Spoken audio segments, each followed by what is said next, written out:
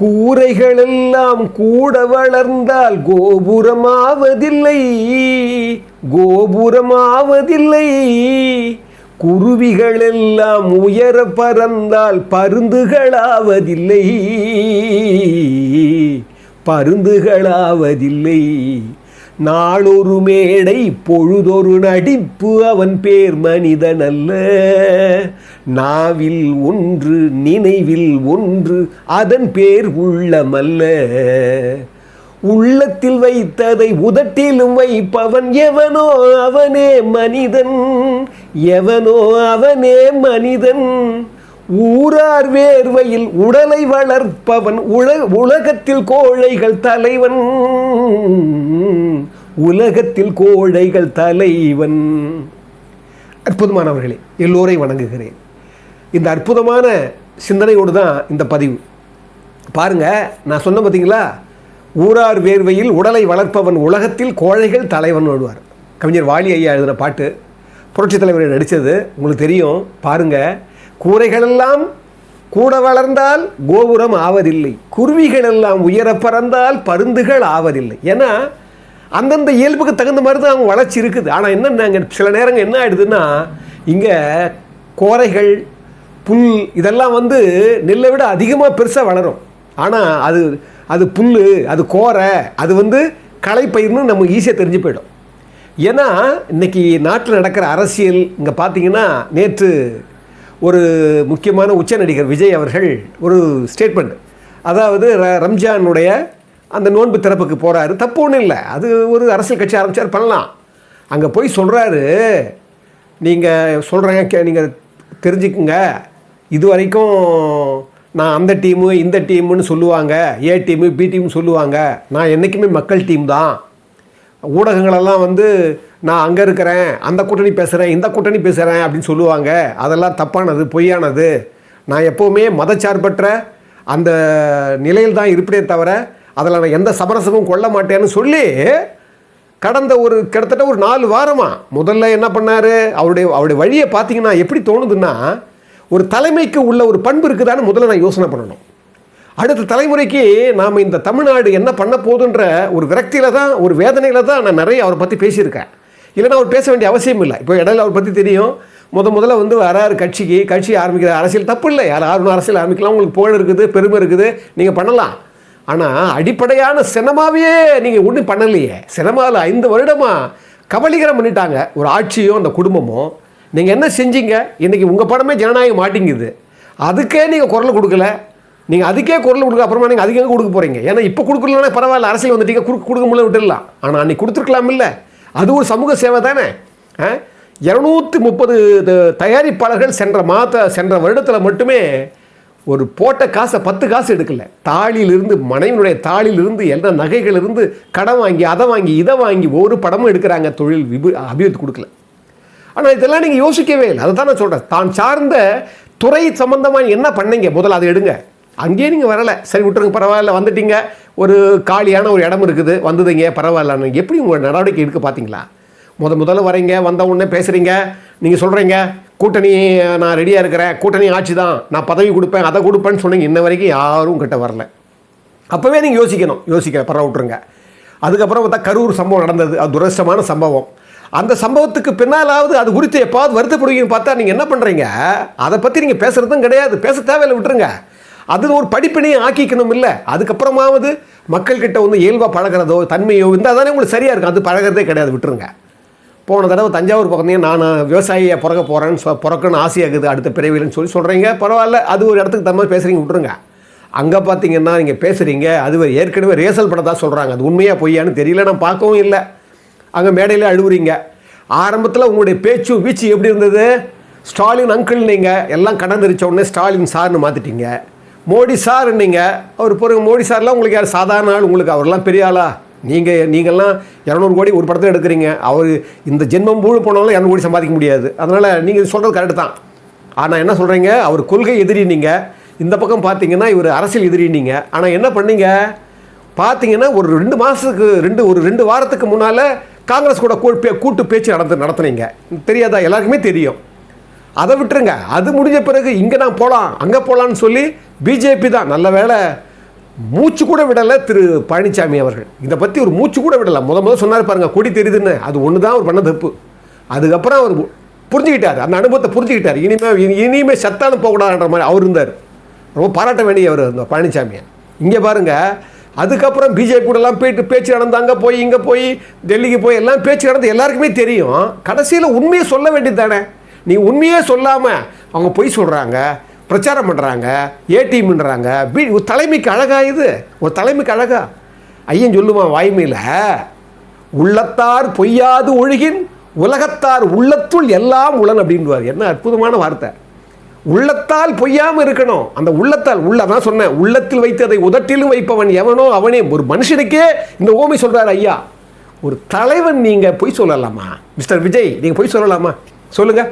நீங்கள் எப்படி போகுதுன்னா, இது எப்படி போக போகுது இந்த சரித்திரம் அப்படின்னா, பீகாரில் எப்படி பிரசாந்த் கிஷோர் 3% ஓட்டு வாங்கி 3 இடத்துல தான் டெபாசிட் வேணார். அவ்வளோ பெரிய அந்த அந்த மாநிலத்தில் 3 இடத்துல தான் அவர் டெபாசிட் வாங்கினார். மிச்ச இடத்துல டெபாசிட் கூட வாங்கலை. ஏன்னா அப்பேற்பட்ட என்ன கூட்டம் வருமானு சொல்லுவாங்க. அதை அந்த கேம்பில் அனுப்புதெல்லாம் படிச்சிருக்கோம். ஆனால் அந்தளவுக்கு உங்களுக்கு இருக்காது. ஆனால் நீங்கள் என்ன பண்ணியிருக்கணும்? நீங்கள் வந்துட்டுருக்கிறீங்க, உங்களுடைய நடவடிக்கைகளை மாற்றிக்கலை. உங்கள் மனைவி தனிப்பட்ட முறையில் உங்கள் மேலே சொன்னாங்க, தனிப்பட்ட வாழ்க்கையை விட்டுருங்க. அதை நாங்கள் பெருசாக நான் பேசுனதே கிடையாது. ஏன்னா இது ஒரு மனிதனுடைய தனிப்பட்ட விஷயம். ஆனால் என்ன பண்ணுறீங்க, அந்த பிரச்சனை வந்த 2 நாட்களுக்கு உள்ளாகவே என்ன பண்ணுறீங்க, நீங்கள் யார் சம்மந்தப்பட்ட நடிகைன்னு சொன்னாங்களோ அது வெளியே காட்டுறீங்க. என்ன யார் என்ன பண்ண முடியும், நான் அப்படி தான் இருப்பேன்னு ஒரு பொது வெளியில் ஒரு கொஞ்ச நாளைக்கு பொறுத்து கூட பண்ணியிருந்துருக்கலாம். அப்போ என்னென்னா, அதான் சொல்லுவார், ஒழுக்கத்தின் எய்துவர் மேன்மை, இழுக்கத்தின் எய்துவர் எய்தா பழின்னுவார் ஐயா. ஒழுக்கத்தில் வைப்பார். அந்த ஒழுக்கத்தின் எய்துவர் மேன்மை, இழுக்கத்தின் எய்துவர் எய்தா பழி. இதெல்லாம் உங்களுக்கு தெரியாதுங்கய்யா. நீங்கள்லாம் என்னென்னா இள வயதிலிருந்தே பணம், பதவி, பட்டம் எல்லாத்தையும் வாங்கிட்டீங்க. பணம், காரு, பங்களா எல்லாம் வாங்கிட்டீங்க. உங்களுக்கு தெரியும், 33 வருஷம் காலம் உங்களை மகாராஜனை மகா சக்கரவர்த்தியாக வச்சிருச்சு. இப்போ என்ன சொல்கிறீங்க, நான் உச்சத்தில் இருக்கும்போதே வெளியே வந்தவன், உச்சத்துக்கு வெளியே வந்தவன், தமிழ்நாடு தான் விஜய், விஜய் தான் தமிழ்நாடு. என்ன அகங்காரம் ஆணவம் இது. தமிழ்நாடு தான் விஜய், விஜய் தான் தமிழ்நாடுன்றீங்களே. இது வரைக்கும் யாருமே சொன்னதில்லை அந்த வார்த்தையை. பரவாயில்ல, அது உங்களுடைய அதீதமான தன்னம்பிக்கை. உங்களுக்கு நீங்கள் சொல்லலாம், தப்பு கிடையாது. ஏன்னா காலம் காட்டும் உங்களை, அது நான் சொல்ல வரல. ஆனால் அந்த பண்பு வளர்த்துக்க தேவையில்லையா? நான் தான் சொல்கிறேன், ஏன் போய் சொல்கிறீங்க? நேற்று சொன்ன படித்த உடனே அப்படியே ஒரு ரம்ஜான் நோன்பு திறக்க போகிறீங்க. அது ஒரு இஸ்லாமுடைய அற்புதமான ஒரு விழா. அங்கே போய் நான் மதச்சார்பற்ற ஒரு நிலையத்தான் கை கொள்ளுவேன், மதச்சார்பற்ற கொள்கைத்தான் உடையவன் சொல்கிறீங்களே. அங்கே இருக்கிறதே ஒரு இஸ்லாமுடைய மதம் தானே. அங்கே அவங்க பேச வேண்டிய அவசியம் என்ன உங்களுக்கு நான் கேட்குறேன். பொது வெளியில் பேசுங்க. அப்போ சிறுபான்மையாக மதமாக இருந்தால் அது மதச்சார்பு கிடையாது, அது மதம். அந்த மதம் மதச்சார்பு கிடையாது. ஆனால் பெரும்பான்மையாக இருந்தால் அது மதச்சார்பு இல்லையா? அதானே உங்களுடைய இதானே இப்போ நிறைய பேர் தான் கண்டென்ட் பண்ணுறாங்க.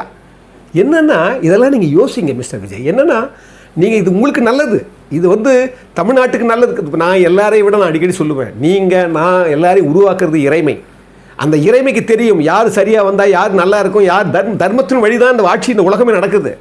அதுவும் பர்டிகுலராக தமிழ்நாட்டில் நீங்கள் எந்த நாட்டை வேணால் எடுத்துக்கோங்க, தமிழ்நாடோட அரசியலே வேறு மாதிரியானது. அங்கே நீங்கள் சாதாரணமாக சாமானியமாக இட போட முடியாது. பேருக்கு அண்ணா தோற்றுருக்கிறாரு, பெருந்தலைவர் காமராஜர் தோற்றுருக்கிறாரு, ஏன் சிவாஜி கணேசன், நடிகர் திலகம், சக்கரவர்த்தி, நடிகர் சக்கரவர்த்தி அவர் தோற்றுருக்கிறாரு. எத்தனை பேர் தோற்றுருக்குறாங்க. ஏன் ஜெயலலிதாம்மா 10,000 ஓட்ட சுகவனம்னு ஒருத்தர் 1996 தோக்கடிக்கிறாரு. வாழ்க்கையில் விட மோசமானது அரசியல், ஞாபகம் வச்சுங்க. நான் தான் சொல்கிறேன், அரசியலுங்கிறது கவிஞர் கண்ணாசன் சொல்லுவார், காசை கொடுத்து பொருளை வாங்குறவன் சம்சாரி, பொருளை கொடுத்து காசை வாங்குறவன் வியாபாரி, எதையுமே கொடுக்காம எல்லாத்தையும் வாங்கி போகிறவன் அரசியல்வாதின்னுவார். ஏன்னா அரசியல் அவ்வளோ கீழ்மையாக இருந்திருக்கு. ஆனால் திரு எம்ஜிஆர் அவர்கள் போன்றவர்கள், திரு கர்ம வீரர் காமராஜர் போன்றவர்கள், திரு கக்கன் போன்றவர்கள், அவங்களெல்லாம் இருந்ததால தான் இந்த அரசியலுக்கே ஒரு மரியாதை வந்தது. அந்த ஞாபகம் வச்சுக்கோங்க. இன்றைக்கி கூட எம்ஜிஆரின் பரங்கிமலை ரகசியம்னு ஒரு நாளிதழில் ஒரு தனி கட்டங்கட்டி வருது. என்ன பாருங்கள், இதான் எம்ஜிஆர். இதை தெரிஞ்சுக்கணும் மிஸ்டர் விஜய். எல்லாம் ஒரு தலைமைக்கு என்ன பண்புன்னு அவர் யோசிக்கணும். நீங்கள் அதை சொல்கிறாரு, அந்த இதழில் வருது, எம்ஜிஆர் அது பெயர் அல்ல சரித்திரம். இதான் முதல் வார்த்தையை ஆரம்பிக்கிறாங்க. என்ன காரணம் தெரியுமா? 1967 இதே பரங்கிமலை தொகுதி இப்போ ஆனந்த தொகுதியாக இருக்குது. 1967 71 அவர் தான் எம்எல்ஏ ஆகிறார். எப்படி ஆனார் தெரியும் உங்களுக்கு? பார்த்தீங்கன்னா அந்த 1967 ஒரு மாநாடு நடத்துகிறாங்க, திமுக மாநாடு பரங்கிமலையில் விரும்பகம் மாநாடு நடத்துகிறாங்க. அப்போ பாருங்கள், அந்த நேரத்தில் பேரறிஞர் அண்ணா, மூதறிஞர் ராஜாஜி, கண்ணியமிகு காயிதே மில்லத், சிலம்பு செல்வர் மாப்போசி எல்லாம் மேடையில் அலங்கரிக்கிறாங்க. எம்ஜிஆர் தேர்தல் நிதி கொடுக்க போகிறாரு, யார் கட்சிக்கு. அந்த கட்சி நிதியை வாங்கிக்கிட்டு பேரறிஞர் அண்ணா சொல்கிறாரு, தம்பி எம்ஜிஆர் அவரிடம் இருக்கின்ற பணம் என் பணம் போல, எப்போ தான் வாங்கிக்கலாம். ஆனால் நான் அவரோட ஒரு கோரிக்கை வைக்க போகிறேன். எனக்கு தம்பி எம்ஜிஆர் அவர்கள் திமுக கழகத்திற்காக 1 மாதம் கால்ஷீட் கொடுக்கணும். அந்த 1 மாதம் திமுக கழகத்துக்கு கால்ஷீட் கொடுக்கறதால அவர் இந்த தமிழ்நாடெல்லாம் சுற்றி வந்து அவர் வந்து தேர்தல் பிரச்சாரம் பண்ணணும். அப்படி பண்ணும்போது அவர் போகும்போதெல்லாம் அவர் 30,000 விட 30,000 ஓட்டு அவருடைய முகத்துக்கு கிடைக்கணும்னு சொல்லி அங்கே அறிவிக்கிறாரு. அது மட்டும் இல்லை, பரங்கிமலை தொகுதிக்கு அவர் தான் வேட்பாளராக அறிவிக்கிறாங்க. இதை வந்து தேர்தல் நிதி கொடுக்க போன எம்ஜிஆரை பேரறிஞர் அண்ணா அவர்கள் அவர் வேட்பாளர் அறிவிக்கிறாங்க. அந்த நேரத்தில் அது எழுதியிருக்காங்க பாருங்கள், விண்ணை முற்ற மாதிரி கரகோஷம். ஏன்னா எம்ஜிஆர், பேரறிஞர் அண்ணா இவங்களை தலைவர்களெல்லாம் இருக்கிறாங்க. அந்த மக்கள் வந்து அப்படி வந்து ஒரு ஆக்ரோஷமான ஒரு ஆரவாரம் செய்கிறாங்க. செஞ்ச பிறகு பாருங்கள், உங்களுக்கு தெரியும், ஜனவரி 12ஆம் தேதி சுடப்பட்ட பிறகு உங்களுக்கு தெரியும், போகவே முடியலை. வெளி மாவட்டங்கள் இருந்து, வெளி தொகுதிகள் இருந்தெல்லாம் மக்கள் வந்து பிரச்சாரம் பண்ணுறாங்க. அப்போ ரகுபதினு ஒருத்தர் காங்கிரஸ்கார் நிற்கிறார், கிட்டத்தட்ட 26,500 ஓட்டு கிட்ட வந்தார். எம்ஜிஆர் வந்து 54,000 நான் நினைக்கிறேன், கிட்டத்தட்ட 27,000 ஓட்டு வித்தியாசத்தில் அவர் ஜெயிக்கிறார். யார்? திரு எம்ஜிஆர் அவர்கள் ஜெயிக்கிறாங்க. பாருங்கள், இதை நான் ஏன் சொல்கிறேன்னா, அவர் அந்த தொகுதிக்கு நிற்கிற போது பிரச்சாரம் பண்ணுறதுக்கு பக்கத்து தொகுதி மக்களெல்லாம் வந்து பிரச்சாரம் பண்ணாங்க. ஒரு தலைவனுக்காக, ஒரு தலைவனாக நினைக்கிறவனுக்காக. அப்போ பெரிய தலைவன் கூட கிடையாது, யார் பேர் அண்ணா இருக்கிறாரு. ஆனால் பாருங்கள், இதுதான் எம்ஜிஆர். அதை போலவே தான் 1977 அவர் ஜெயிக்கிற போது ஜூன் மாதம் 30ஆம் தேதி பதவி வைக்கிறார். அதுக்கு முன்னால் 16 நாள் விட்டுறார். ஏன்னா தான் முடித்து கொடுக்க வேண்டிய படம், முதலமைச்சர் சுந்தரபாண்டியன் படம்லாம் பேலன்ஸாக இருக்குது, அதை முடிச்சுட்டு தான் வரார். வந்த பிறகு கூட நல்ல கவனிங்க, இதுதான் எம்ஜிஆரோட எளிமை.